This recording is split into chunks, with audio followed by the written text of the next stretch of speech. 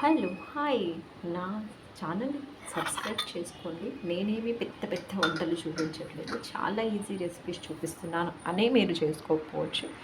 But ఎవరినైనా సరే encourage చేయడం అనేది ఇంపార్టెంట్. నీట్గా హైజీనిక్గా చేసుకోవడం చాలా ఇంపార్టెంట్ కదండి.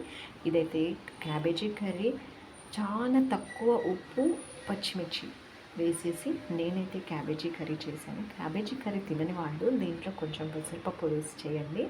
పిల్లలకు కూడా కొంచెం లైట్గా అలవాటు చేసి చపాతీలో పెట్టండి, బాగుంటుంది. ఇంకా కొంతమందికి అయితే క్యాబేజీ ఇష్టం ఉంటుంది. మనం రెగ్యులర్గా నూడిల్స్లో అలా చూస్తూ ఉంటాం కదా, నిజమే, నాకు కూడా అప్పుడప్పుడు ఇష్టంగా అనిపించదు.